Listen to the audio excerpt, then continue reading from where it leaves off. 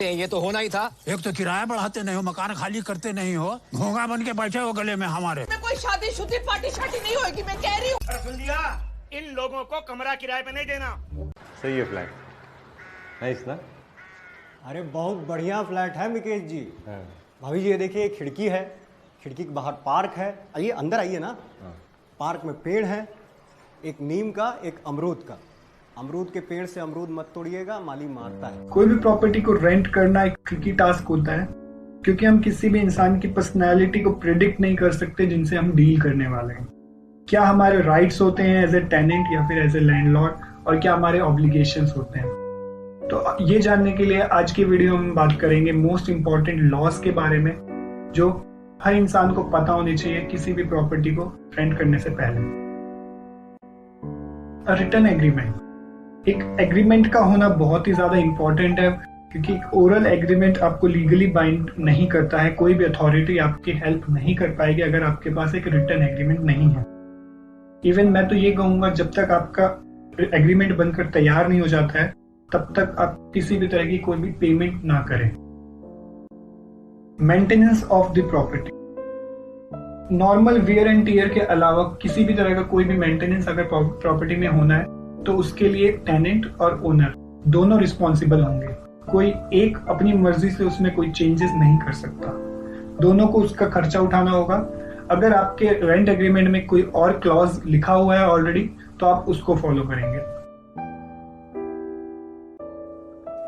अनइनहैबिटेबल condition, अगर maintenance का खर्चा 50% से ज्यादा हो जाता है रेंट से, तो इस ऐसी सिचुएशन में हाउस को अनइनहैबिटेबल कंसीडर किया जाता है। और अगर ओनर रिफ्यूज कर देता है कुछ भी एक्शन लेने से, तो टेनेंट के पास राइट है वो प्रेमिस को वेकेट कर सकता है 15 डे का रिटर्न नोटिस देकर। ऑल्सो वो लोकल रेंट अथॉरिटी को अप्रोच कर सकता है। Damage of property after tenancy commences, जैसे ही टेनेंट के पास प्रॉपर्टी का पोजीशन आ जाता है, उसको उसकी ओरिजिनल कंडीशन में मेंटेन करने की रिस्पॉन्सिबिलिटी टेनेंट की होती है, apart from normal wear and tear. जानबूझकर या फिर किसी भी लापरवाही से भी आप उस प्रॉपर्टी को डैमेज नहीं कर सकते हैं। अगर ऐसा हो भी जाता है, कभी कोई प्रॉपर्टी में डैमेज हो जाता है, तो आपको उसी टाइम ओनर को इन्फॉर्म करना जरूरी है।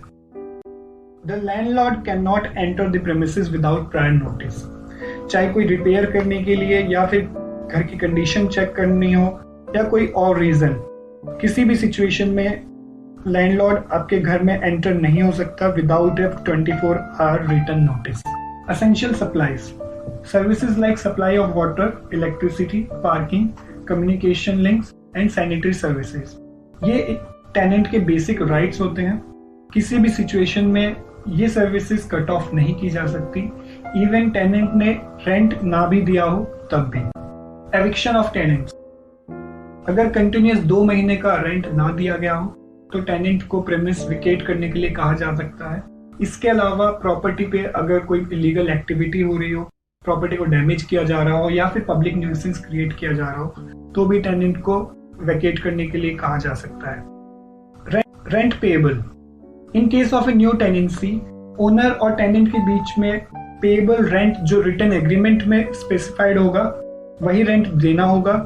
अगर रेंट राइज करना है, इंक्रीज करना है ओनर को, तो उसके लिए 3 मंथ का नोटिस देना जरूरी है। यूजुअली ये क्लॉज रेंट एग्रीमेंट में ही होता है, आफ्टर एन ईयर कितना % आपका रेंट इंक्रीज होगा। डेथ ऑफ द टेनेंट, अगर टेनेंट की डेथ हो जाती है, ऐसी सिचुएशन में रिमेनिंग टाइम पीरियड के लिए टेनेंसी जो है वो उसके सक्सेसर के पास चली जाती है, जो कि इस ऑर्डर में है।